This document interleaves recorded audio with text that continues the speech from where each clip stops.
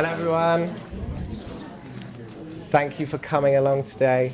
My name's Harry and I'm a final year medical student here and also the president of the BSMS Spectrum Society, which is our LGBT society. And we're organising these seminars in conjunction with the BSUH LGBTQ network. So Nick and Neil are here today to do a bit of a talk about that. So today's seminar is our fourth seminar and it's focusing on intersectionality. So we thought it was important to address the wider health implications of LGBT patients and staff by running these seminars, because I found that in our undergraduate curriculum that it was glossed over quite spectacularly or just focused on HIV in gay men. So by these seminars taking a specific focus and a specific aspect of LGBT health, and we're hoping that it will broaden your horizons. And while it isn't meant to cover something in a fantastic amount of depth, it's just meant to kind of trigger and make you think about things a bit more, potentially. So I know I'm particularly privileged as a white, cis, gay, upper middle class male who's university educated. So it was quite a tricky talk to actually approach when trying to work out what should be covered. But I'm hoping that the things that are going to be covered will be useful and done sensitively. So yeah, thank you for coming along. I think Neil's going to just do a quick bit first. Yeah. Thank you very much. Just going to quickly juggle with microphones and clickers. So hello, thank you Harry for the introduction. So I'm just going to stand over here for reasons that hopefully will become apparent momentarily. So yes, as Harry mentioned, my name's Neil. I'm working with the 3Ts project that's doing all the workforce redevelopment and of course rebuilding part of the hospital, the big building across there. Working with Nick Groves, who's in the corner, who'll be speaking in a moment, and who's the convener for our LGBTQ+ network. So obviously really delighted to have such a fantastic turnout for this evening. Thank you everyone. And before we start, just a quick one, we're not planning any fire alarms. So if the lights and bells go off, something is going on. Fire exits are the green things over there. Basically follow me. I'll be first out of the door. Yeah, muster points outside. So yeah, if anything does go off, please just leave the building. We are filming. Paola at the back has got the camera sorted. The reason I'm standing here particularly is that the camera is pointed on presenter and the screen there. We're not capturing anyone in the audience, so you're lovely looking people, but you're not going to be on film. If you do ask a question at any point during the evening, your voice may well be captured on the audio, but otherwise we're not actually getting any video of yourselves, so I just want to make that really clear early on. Now, a really quick skip through what we're here for before we actually get into the meat of the evening. And from BSUH perspective, our vision is we want to be an open, inclusive place to work. We're already pretty awesome and we want to be even more awesome.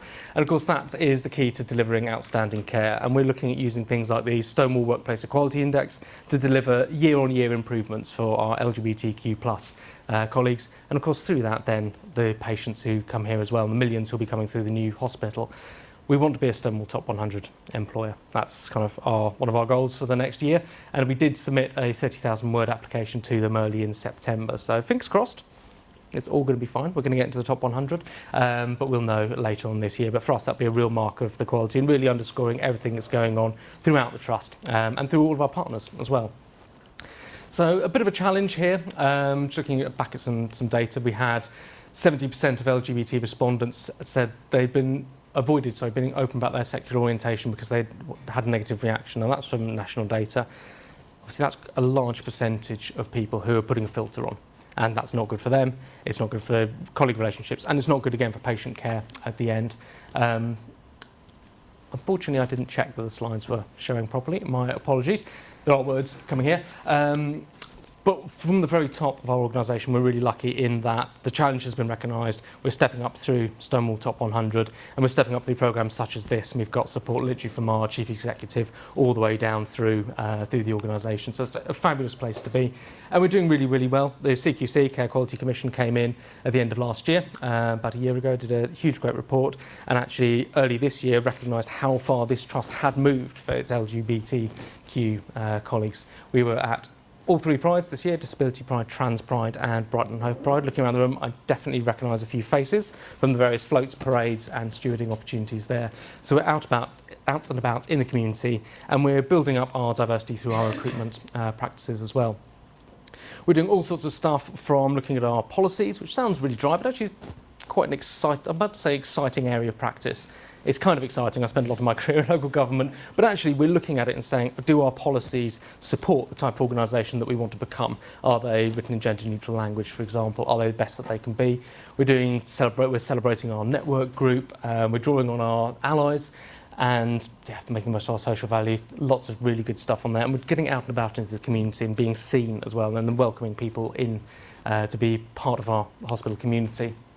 So from today, a few outcomes from there. We want to understand a bit more about what's meant by the term intersectionality, and certainly talking to colleagues, a lot of people have got slightly different views on that exact word.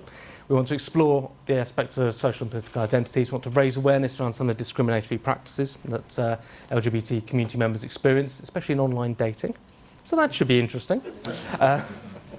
We want to understand how these practices impact on an individual's ability to feel accepted by each community, and then how we as carers, caregivers, can support patients and staff to overcome prejudice and promote inclusion. So it's going to be quite a packed evening. I'm really excited. I've been looking forward to this one for a long time. Before I hand over to everyone else, just a quick plug for the network.